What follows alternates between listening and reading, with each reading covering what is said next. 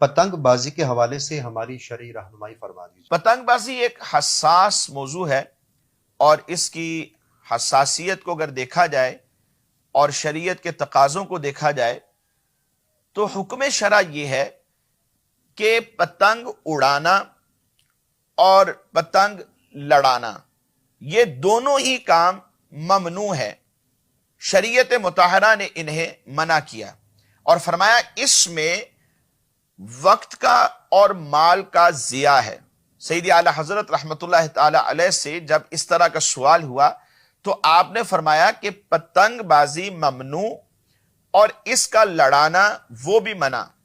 بلکہ فرمایا کہ اس میں وقت اور مال کا ضیاع ہے، ضائع کرنا ہے، جو کہ گناہ ہے۔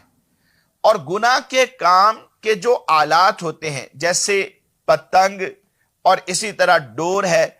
ان کو بیچنا بھی فرمایا کہ یہ منع ہے، یعنی شریعت کے خلاف یہ عمل ہے اور شریعت مطہرہ اس سے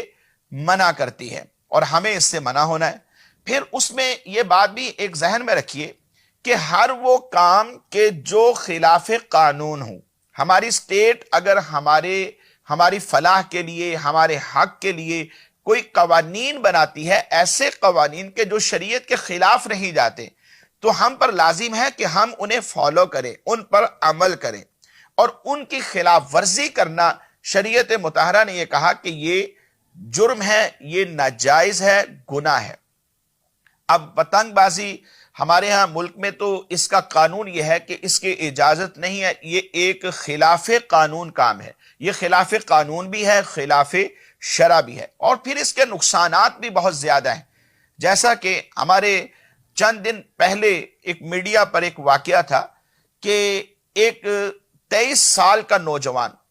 گھر سے غالباً افطاری کے لیے نکلا ہے، سامان وغیرہ خریدنے کے لیے، ڈور کے ذریعے سے اس کی گردن شارک کٹ گئی اور وہیں پر 2-3 منٹ کے اندر اس کا انتقال ہو گیا۔ یعنی کہ یہ ایسا قتل ہے کہ جس میں نہ تو کرنے والے کو پتا ہے کہ میں نے قتل کر دیا، کیونکہ یہ پتنگ اڑانے والا کہاں بیٹھا ہے کسی کو کیا علم، اور اس کی پتنگ کٹ گئی، ڈور آ رہی ہے اور کہاں کہاں سے گزر کر آ رہی ہے اسے کیا پتا، اور کس کے گلے میں پھر گئی یہ نہیں جانتا۔ اب یہ ایسا قتل ہے کہ نہ تو قتل کرنے والے کو پتا اور نہ ہی مقتول کو پتا کہ مجھے کس وجہ سے، کس جرم کے اوپر قتل کر دیا گیا۔ بیٹھے بٹھائے ایک نوجوان موٹر سائیکل چلاتے ہوئے، سائیکل چلاتے ہوئے اپنی گاڑی کے اوپر اس کے گلے میں ڈور آ گئی اور اسی کی وجہ سے اس کا قتل ہو گیا۔ یہ گناہ ہے۔ یاد رکھیں قرآن نے کہا من قتل نفسا بغیر نفس او فساد فی الارض فکأنما قتل الناس جميعا،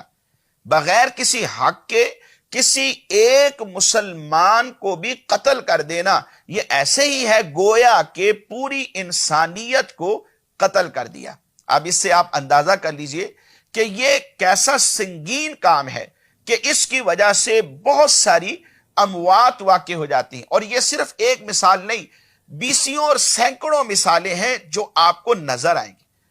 ناظرین یاد رکھیں ہم سب مسلمان ہیں، ہمیں ایسے کام کرنے چاہیے کہ جو اسلام کے تقاضے کے مطابق ہوں، جن کے بارے میں اللہ اور اس کا رسول حکم دیتے ہوں، اور جن سے اللہ تبارک و تعالیٰ اور اس کے رسول صلی اللہ علیہ وسلم منع کرتے ہیں، ہمیں ان کاموں سے منع ہونا ہے۔ اس لیے ناظرین آپ ہم سب کو چاہیے کہ نہ صرف خود باز آئیں بلکہ اپنے بھائیوں کو اور اپنے عزیز و اقارب جو اس طرح کے کاموں میں ملوث ہیں انہیں بھی ہم روکیں، اور اپنی اولاد پر بھی نظر رکھیں کہ کہیں ایسا نہ ہو ہمیں علم نہ ہو اور یہ